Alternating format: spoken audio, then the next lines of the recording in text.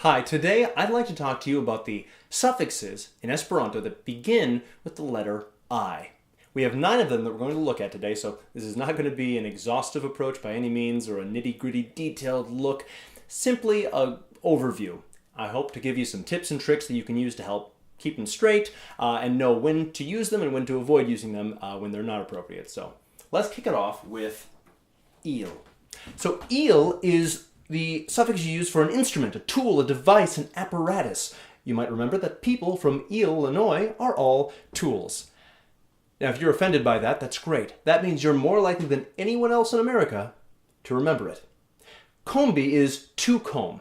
That is a verb root, okay? It's talking about an action. So you might be tempted to go, oh, well, if combi is to comb, then I guess combo is a comb, right? No. If to comb is combi, then combo would be an action of that comb, the gesture of doing such a verb. So that is combo. That is a comb gesture. The instrument for doing that gesture would be combilo, a comb. Similarly, right below it, you see tranchi is to cut. So tranchilo would be a cutting instrument, a knife, whereas trancho would be a cut motion, a swipe of the blade, if you will. Over here you see mangi is to eat. Mangilo is an eating instrument, a piece of cutlery, fork, spoon, knife, whatever. Mangilaro would be the collection of eating instruments, so that would be your silverware. Down below we have a handy little word, scribilo. If I needed to write something down quickly and I didn't care how it looked or whether I could erase it later, I might just ask you for a scribilo. I don't care if it's a pen, plumo, a pencil, crayono, or a marker, markilo, a instrument for making a mark. I simply need to write, so scribilo is a totally usable term. Next we have ido. This is a fun one, easy to memorize. Now we go into talking about Freudian id and, the super ego and all that stuff, but we'll keep it a little simpler than that. Kid and id both have id in it. Great. Kid, child, offspring, young. Remember that kids can be idiots, all right? Any offspring for any animal, any human, any type of person is simply a blank ido, all right? Boom, blow your mind, right? Because in English, it's not that nice. Cato is cat, so catito is kitten. Regio is king, regido is princely offspring, a prince, princess, technically a duke even. The younger brother of the prince is not the prince, he's the duke, right? You think about Richard III, he was just the Duke of Gloucester till he stabbed all the siblings or poisoned them or whatnot, and slowly he rose to the top and became the prince. But regido is useful if you need to say just the offspring of the king, not specifically the prince or the one in line for the throne. Princo is an Esperanto noun that we could use in that case separately.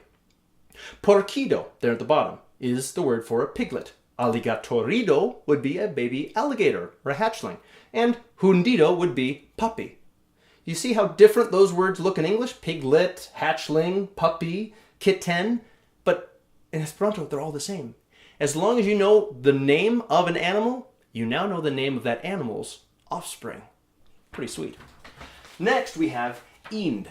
Now, I just watched a documentary about the inclusion of Indian people, South Asian people, or whatever the term to use is, in film, television, things like that. There's new movies and shows like the Mindy Project or the Big Sick that are making strides in that area, but we could certainly do more. So just remember that people from India are worthy of inclusion. We're talking about when something is deserving of something or worthy. Laudinda is worthy of praise. Fidinda is trustworthy. Ridinda, worthy of laughter. Aminda, worthy of love. All right? Next, we have east. And this one's pretty easy because it's used the same way we use it in English. It's just used more often, and we don't also have other suffixes that do east's job. Sometimes we don't need to use it, but if that idea of the professional person who does blank is needed, we know the go-to suffix. It's east. For example, florist is floristo, dentist, dentisto, teacher is instruisto, sailor, maristo, an ocean person, right?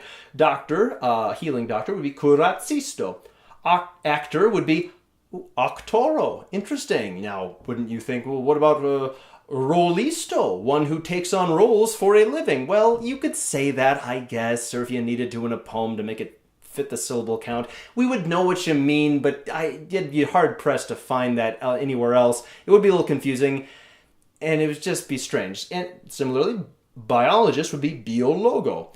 Several scientific things like psychologo or psychiatro, that like psychiatrists and psychologists, many of those don't use ist at the end, or east. They have their own words like biologo. So be on the lookout for those and just get to know them in case you might have your own standalone word like octoro that you could use instead.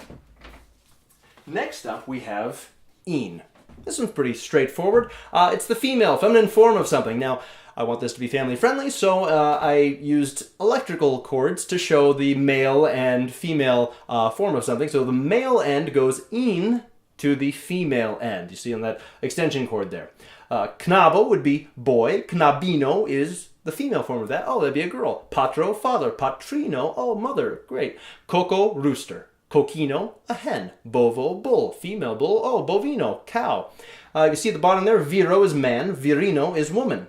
Now, you can also use vir as a way of specifying that you're talking about a male form of something. So, kato, in the last picture there, of the cat, you could be talking about a female cat, technically, but if you want to say, a tomcat, a boy cat, well, you would say vir kato, or katino. You can specify there, but the go-to assumption is that you're talking about a male unless in is there to specify otherwise. All right, and if you were looking at Esperanto bathroom signs that weren't unisex, that were divided, you might see vira and ina as the two distinguishers there of male, vira, and ina would be female as an adjective. Right? Next, we have a fun one, ingo. An ingo is a holder for one object at a time, but it's not something that completely envelops it. It's not like you would shut something entirely up into something.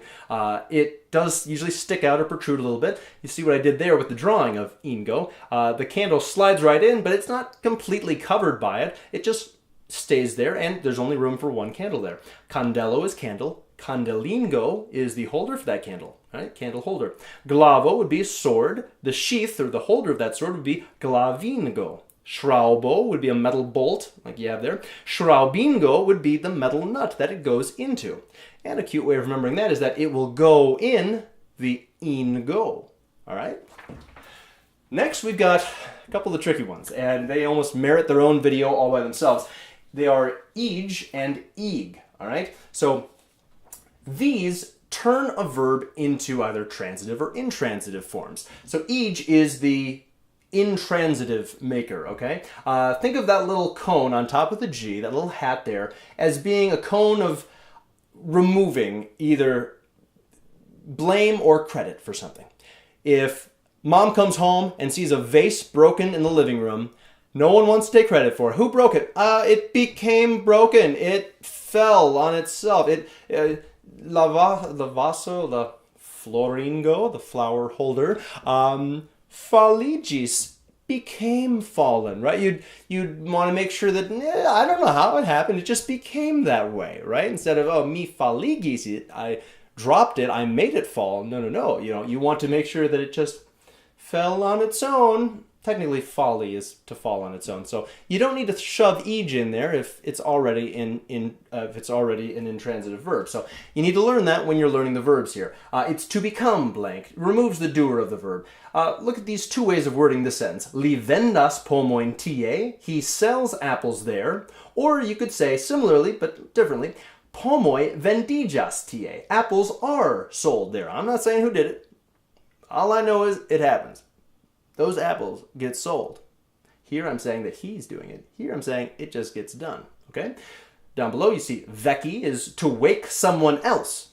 Vekiji is to personally awaken or to become awake on your own there. So one way to remember that is I'm not a morning person by any means, so I always look bad in the morning. So during my vekage, my vekijo, my awakening, I look like wreckage. All right? During my vekage, I look like wreckage. Now, if I wanted to wake my brother, maybe pour some water on his face when he's asleep, that would be a terrible mistake. But it would also be veki, all right? Mi vekis lin, all right? I woke him. Down below you see amico would be a friend. Amikiji is to become friends. I don't friend you or you friend me. That's the Facebook term, but in real life you don't friend each other. You just become friends passively alongside each other, okay? The twin brother of ij is ig, all right? Ig means to cause something, to make it blank, to blankify it. So bruli is to burn, but specifically to burn as in to just be on fire. La folioj brulas, the leaves are burning. Bruligi is to burn as in to ignite something, to cause it to be on fire. Mi bruligis la foliojn, all right? I burned the leaves. I wasn't on fire. I made the leaves be on fire, okay? And that ig in ignite and ig there in bruligi there, that helps you remember it too, hopefully. Morti is simply to die. Think of Mort Goldman. Oh, Peter, I don't know if I should be in here. It's sort of dangerous, right? Mort Goldman, kind of a weakling guy, right? On the show Family Guy. He's probably just going to fall over and die. He's not the kind of person who's going to kill someone. So mortigi is to make someone else be dead. So mort by himself, he just dies. Mortigi is to kill someone else. Dio is a god or a deity. Deigi is to deify something or someone, to make someone or something a god. Okay? Finally, we have ismo. That is the philosophy, the belief system, the mindset of something. Vegetara, vegetarian as an adjective. The word for a vegetarian human would be a vegetarano, a member of that. Vegetarismo would be vegetarianism, the philosophy or the mindset of that. Imperio would be an empire. Imperiismo would be imperialism. Notice there, two I's next to each other. Aside from the word skiing, I don't know of many other English words that have double I's, but that is proof there that if the root has an I at the end, and your suffix starts with an I, you don't condense them or trim them or elide them together. No, you have to leave them both in there and you have to pronounce them both. I didn't just say emperismo, I said emperiismo, okay? You have to be specific. Turo is a tower. Turismo is tourism. Now, these two words are kind of like a boyfriend and girlfriend anywhere outside of West Virginia. Completely unrelated. However, I found turismo used as an example on a prominent Esperanto website the other day when I was prepping this lesson. I was like, whoa, wait a second, turismo. It might end in ismo, but if you're saying this is an example of the suffix ismo at play, then technically you're saying turismo is the ismo, the philosophy of towers. Is it? I had to do some check and ask some people, is this true? Oh no, that's an error. Okay, I should think so. No, turismo, that's its own word that does its own thing, okay? So make sure that when you see one of these, sometimes you'll see one of these suffixes, you'll see a word end in something that doesn't mean that a suffix is at play. Arakido, for example, is a peanut. That is not the offspring of an araca or an araco, okay? So just be aware that you might have some false friends there where you're like, oh, I think I know what's happening here. Well, you might, but use context. So, all right, if I ate an arakido, am I eating a child of something? Or no, I'm eating a peanut. Okay, so you can use other words around you to see what's really happening here, but fortunately, you know that if you see ismo, or you need to express the mindset or philosophy of something, you know there's only one suffix specifically designed to do that. So those are the I suffixes in Esperanto. It's quite a lot to digest. Feel free to watch this a couple times, use some of those tips and tricks to help memorize them, and get out there and start using them. Thank you for watching, and have a wonderful day.